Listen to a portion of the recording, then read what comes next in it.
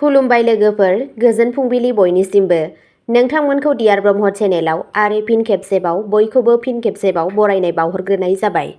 आं दिनै नोंथांमोननि सिगाङाव आरोबाव माखासे सानसेनि गोदान खौरां लानानै फैबावलायबाय। आसा खालामो नोंथांमोनहा खौरांखौ खोनासंनानै मोजां मोनगोन। गिबि खौराङावनो दङ खैफोदजों गोहोम गोग्लैनाय म्यानमार थाइलेन्ड। 7.2 मेगनिटिउड गोहोनि बांग्रिं, आसामावबो बांग्रिं मावदों। गाहाय मन्त्रि मदिया मददनि खोथा होदों। मेगन सिगाङाव गंसे गोबां थाला बिल्डिंआ गोग्लैदों। दान्दिसेनि गेजेरावनो गासैबो हाद्रिजों गलायमोन्देर जायो। दालाङा बायदों, राजा लामाया बायदों।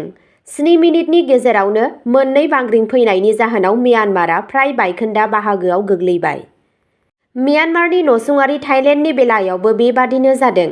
बांग्रिंआ थाइलेन्डनि राजथावनि बेंककआवबो गोबां खहा खालामदों। बेंककआवबो मोनसेनि उनाव मोनसे बिल्डिंफोरा बायदों। खमैबो 45 सुबुंफोरा गोमानानै दं। गाहाय मन्त्रि नरेन्द्र मदिया मोन्नैबो हादोराव मिथिंगायारि खैफोदनि सायाव दुखु फोरमायदों। बेयो मोन्नै हादोरनो भारत सोरखारनिफ्राय गासैबो हाथाव मददनि खोथा होदों। बेखौ नोजोर होनो गोनांदि बांग्रिंआ जायगानि सम बादियै बेलासिनि 1:30 रिंगासोआव जादोंमोन। 7.7 मेगनिटिउड गोहोनि बांग्रिंनि मिरु थावनिया म्यानमारनि मान्डेले बिखंनिफ्राय 10 किल'मिटारसो गाहायाव दंमोन। बे बांग्रिंआ म्यानमारजों लोगोसे थाइलेन्ड आरो भियेटनामाव मैखोम गोहोम खोख्लैदों। थाइलेन्डनि बेंककआव फ्राय 17 मिलियन सुबुंफोर थायो। बे ओनसोला गिदिर बिल्डिंफोरजों बुंफबनाय। बेफोरनि गेजेराव गोबां बिल्डिंफोरा गाव हारसिङैनो गोग्लैदों। बे मिथिंगायारि खैफोदनि जाहोनाव गोबां सुबुंफोरनि जिउ खहा जानायनि सन्देह खालामनाय जादों। थैनायनि थार अनजिमाखौ दासिम फोरमायनाय जायाखै। थाइलेन्डनि गाहाय मन्त्रि पटाना सेनाबाथ्राया मोनसे हरखाब जथुम लिंहरदों। बबेखानि गुबुन गुबुन खौरां बिजोंनि फुंखाफोरनि बायदिब्ला बेंककआव खमैबो 100निबो बारा सुबुंफोरा गोमानानै दं। गोबां सुबुंफोरनि थैनायनिबो सन्देह खालामनाय जादों। बेफोरबादि खैफोदनि गेजेराव मिजिंथिनाया बेनो दि सुनामिनि जेबो खाबु गैया मानोना गोबां गिनाय रोंग'साफोरा दाबि खालामो दि म्यानमार बांग्रिंआ भारतआवबो गोहोम खोख्लैदों। बांग्रिंआ कलकाताजों लोगोसे सा-सानजा भारतजों लोगोसे बेंगलनि गोबां जिल्लाफोराव मोनदांदोंमोन।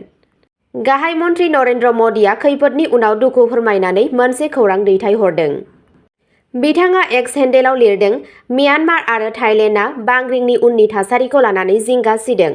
बिथाङा बयनिबो रैखाथि आरो गाहामनि थाखाय आरज गाबो। भारतआ मोन्नैबो हादोरनो गासैबो जाथावना हेफाजाब होनो थियारि। गासैबो सोमोन्दो गोनां बिफानफोरखौ हेफाजाबनि थाखाय थियारि थानो थिननाय जादों। बेनि अनगायैबो आइजो हायुंआरि मन्थ्रि बिफानखौबो म्यानमार आरो थाइलेन्ड सोरखारजों सोमोन्दो लाखिनो थिननाय जादों। नैथि खौराङाव दङ बिटिआरआव जागायबाय राजखान्थियारि दावहा। बिटिसि काउन्सिल बिसायख'थिनि गेजेराव गोबां दान दंबावोब्लाबो बेनि सिगांनो मोनफ्रोमबो राजखान्थि दोलोनि गेजेराव गोबां गोनांथि जानायखौ नुनो मोन्दों। राजखान्थियारि दैदेनगिरिफोरनि गेजेराव मोनसे गिख्रंथाव सोदोबनि दावहा जागायजेन्दों। चिरां जिल्लानि सामथाइबारियाव थानाय बाथौ खेराइ रिजर्टआव बिपिएफ दोलोनि मोनसे दोलोआव हाबनाय मेल खुंनाय जादोंमोन। बे मेलाव नुजाथिनाय बिपिएफ दोलोनि आफादगिरि हाग्रामा महिलारीया गावनि आखु दिन्थिनायजों खौरां बिजोंजों रायज्लायो। फैबाय थानाय बिटिसि बिसायख'थियाव बिपिएफ दोलोनि देरहानाया रोखा आरो जों बिपिएफ हान्जाया बिटिसिआव सोरखार दागोन होननानै खौरां बिजोंनि सिगाङाव बुंनायखौ मिथिनो मोननाय जादों।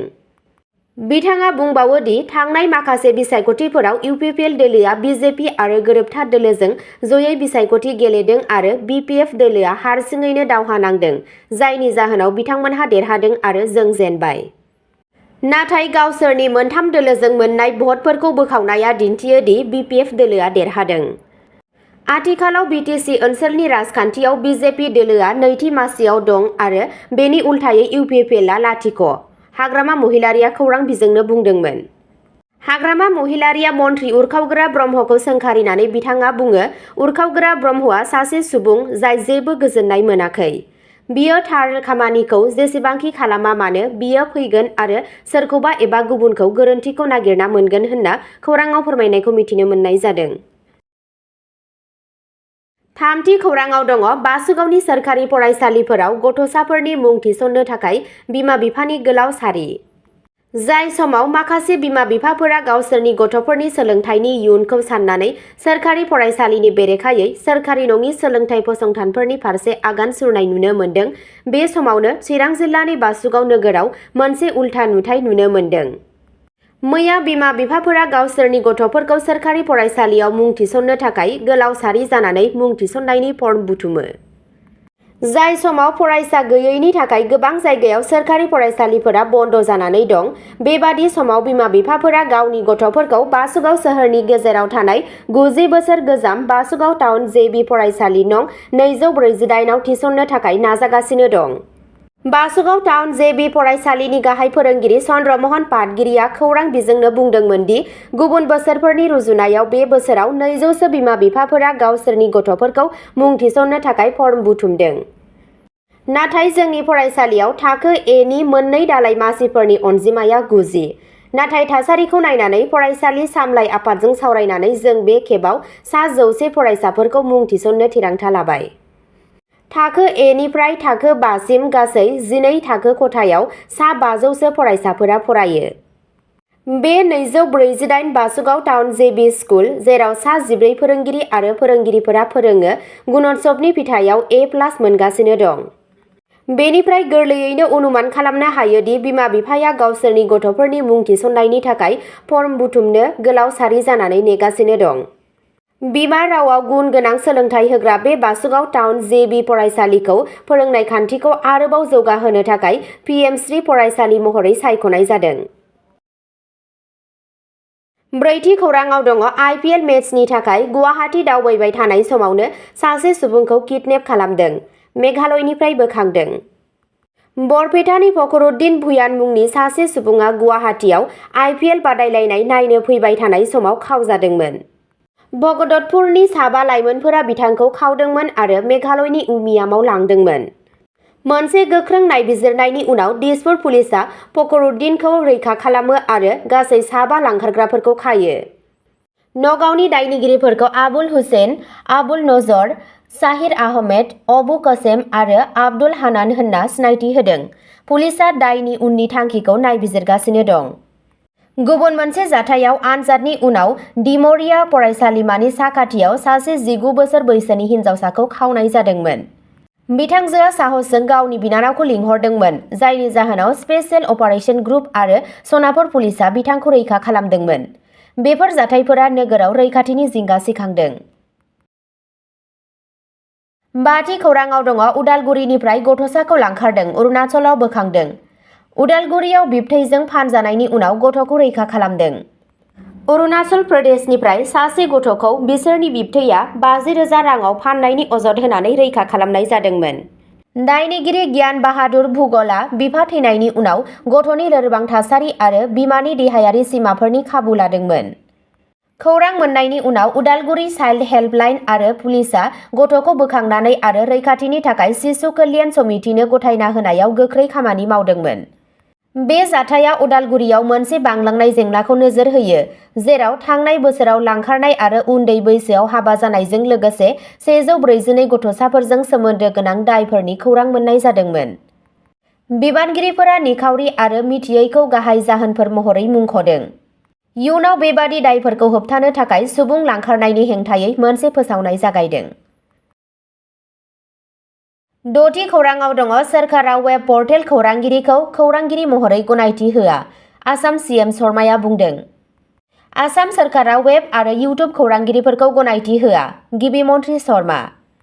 आसाम चिफ मिनिस्टार हिमन्त बिश्व शर्माया रोखा खालामदों दि रायजो सरकारा वेब पर्टेल एबा इउटुब चेनेलफोरनि थाखाय खामानि मावनाय खौरांगिरिफोरखौ गनायथि होजानाय खौरां बिजों रोंग'सार महरै मावख'आरि गनायथि होआ। बिथांनि बिबुंथिआ 26 मार्चखालि गुवाहाटीआव वेब पर्टेलनि खौरांगिरि दिलबार हुसेन मजुमदारखौ खानायनि उनाव फैदोंमोन। शर्माया बुंदोंमोन दि आसामाव खालि प्रिन्ट आरो टेलिभिजन बिजोंखौल' मावख'आरि महरै गनायथि होनाय जादों। बिथाङा आरोबाव बेखेवना होदोंमोन दि फोरमायथि आरो सुबुं फोनांजाब बिफानआ माब्लाबाबो अनलाइन मिडिया मावथिफोरनो खौरांगिरिनि थामान होआखै। सोरखारा बिसोरनो रेबथुमनाय, फोसावनाय एबा सिनायथि बिलाइ होआ। मजुमदारनि केसनि सोमोन्दै शर्माया फालांगियारि हाबाफारिफोराव गावनि लोब्बा थानायनि बिदिन्थि होनानै बिथांनि जिउ राहायारि सिनायथिनि सायाव सोंथि दैखांदोंमोन। बिथाङा बुंबावो दि डिजिटेल प्लेटफर्म खौरांगिरिफोरखौ गनायथि होनो थाखाय सोरखारा गुवाहाटी प्रेस क्लाबजों बोसोन लानो हागौ। स्निथि खौराङाव दङ गाज्रि आखुनि अजदखौ लानानै फरायसाफोरनि सोमावसारनायनि गेजेरावनो गुवाहाटी मुलुगसोलोंसालिनि आनजाद सामलायगिरिखौ बोखारदों। फरायसाफोरनि सोमावसारनायनि उनाव गुवाहाटी मुलुगसोलोंसालिया आनजाद सामलायगिरिखौ बोखारदों। गाज्रि आखुनि अजदनि सायाव फरायसाफोरा हेंथा दिन्थिफुंनायनि उनाव गुवाहाटी मुलुगसोलोंसालिया कान्दरपा शर्माखौ आनजाद सामलायगिरि बिबाननिफ्राय बोखारदों। फरायसाफोरा भाइस चेन्सेलरनि मावख'नि बायजोआव बिथांनि बिबान एंगारनो दाबि खालामनानै दिन्थिफुंनायनि उनाव बे थिरांथाया फैदों। पस्ट ग्रेजुएट स्टुडेन्ट इउनियन आरो ल' कलेज फरायसा आफादनि दैदेननायाव हेंथा दिन्थिफुंनाया 27 मार्चनिफ्राय जागायदोंमोन। फरायसाफोरा शर्माखौ आरजाथावै आखुनि दाय होदोंमोन जेब्ला बिसोरो आनजादनि फिथायफोराव मदद बिदोंमोन। रिपर्टआव बुंनाय जादों दि बिथाङा मावख'निफ्राय ओंखारलांनायनि सिगां बारग' पिजिएसइउनि गाहाय नेहाथारि नयनज्योति गगैखौ लाजि फोनांदोंमोन। भाइस चेन्सेलर नानी गपाल महन्तआ फरायसाफोरनि जेंनाफोरखौ सुस्रांनो नाजादोंमोन नाथाय फिनजाथायजों मोगा-मोगि जानांदोंमोन। बे जाथाया मुलुगसोलोंसालियाव बिबान होनाय आरो फरायसाफोरनि मोनथायनि सायाव बांलांनाय दावराव-दावसिनि सायाव नोजोर होयो। अब्ला दिनैनि खौराङा एसेनोसै। नोंथांमोनहा जुदि सोरबाफोर सानसेनि फानजामुथि नायनानै मोजां मोनो अब्ला स्क्रिनाव होनाय चेनेल बड' इनफ' पइन्टआव थांनानै नायहैनो हागोन। चेनेलनि लिंकखौ डिस्क्रिप्शनावनो होनाय जादों। गोजोन्थों।